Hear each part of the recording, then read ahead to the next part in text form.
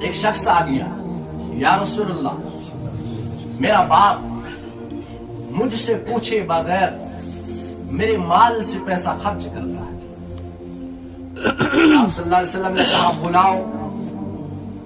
تو عرب شاعر تھے, ان کی شاعری بڑی مشہور تھی.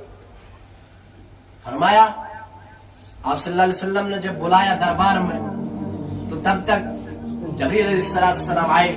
یا رسول اللہ سب سے پہلے اس سے کہنا کہ وہ شعر بتائے جو اس کے دل کے اندر ہے. بڑا شاعر تھا.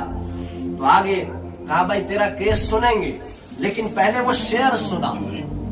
ہاں جو تو نے کہے ہیں, جو تیرے کانوں تو نہیں سنے لیکن اللہ نے سنے. اللہ تیرا دل کا حال جانتا ہے. تو جب اس نے شعر کہے, وقت کم ہے میں صرف ترجمہ کرتا ہوں.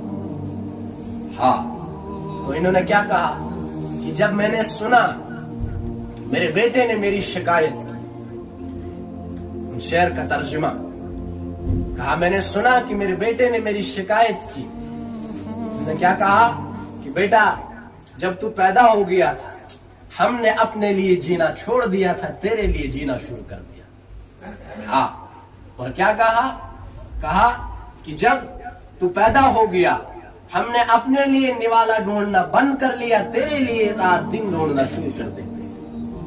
ہاں جب تجھے کوئی پرابلم ہوتی تھی, پریشان ہوتا تھا, بیمار ہوتا تھا, تو بچہ ہوتا تھا, جب تو بچہ تھا تو رات بھر روتا تھا, تیری ماں تیرے سراہنے بیٹھ کر روتی تھی, میں بھی روتا تھا, دعائیں کرتے تھے یا اللہ ہمارے بچے کو ہمارے لیے بچا لے.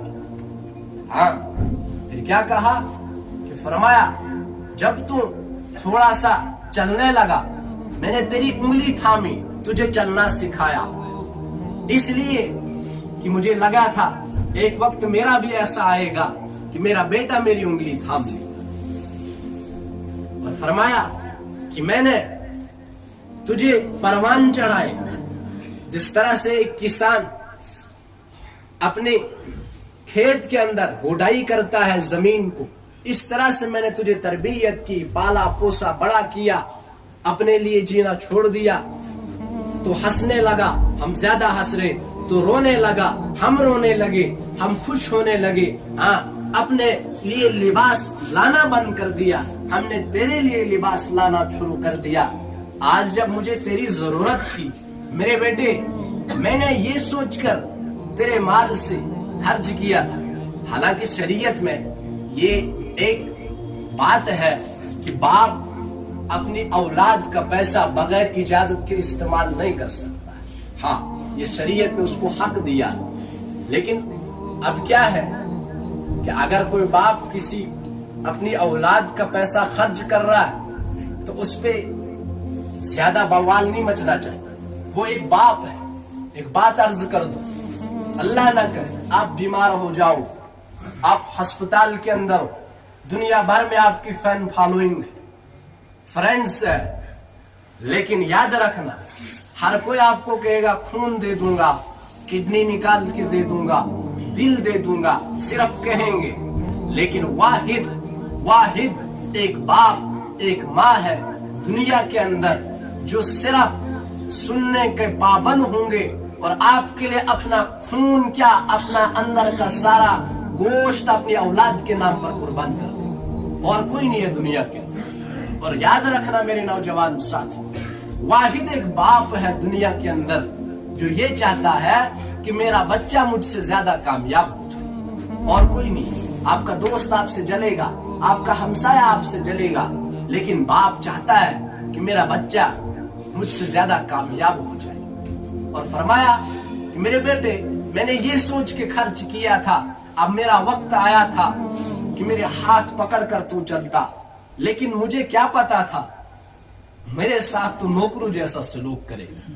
ہاں میرے بیٹے چلو میں تیرا باپ نہ سہی, ایک اپنا ہمسایہ ایک غلام سمجھ کر ہی معاف کر دے. میرے ایمانی بھائی میں اندر سے رو رہا ہوں. جب آپ صلی اللہ علیہ وسلم نے الفاظ سنے, آپ نے اس کا گریبان پکڑا, اس کو دھکا دیا, کہا دفع ہو جاؤ, تیرے जिंदगी के ऊपर और तेरी जायदाद के ऊपर आप सल्लल्लाहु अलैहि वसल्लम ने फरमाया तेरे बाप का हक। हाँ, तो मेरे नौजवान साथियों, अपने माँ बाप की इज्जत करो, एहतराम करो, उनसे दुआएं ले लो। माँ बाप की दुआएं तुम्हारे लिए दुनिया और आखिरत के दरवाजे खोल दें, कामयाबी के दरवाजे खोल दें। हाँ, इसलिए अपने माँ बाप की फरमाबरदारी करो। तुम कॉलेज के लड़के हो, नौजवान हो, अपने उस्तादों की इज्जत करो, उनकी रेस्पेक्ट करो।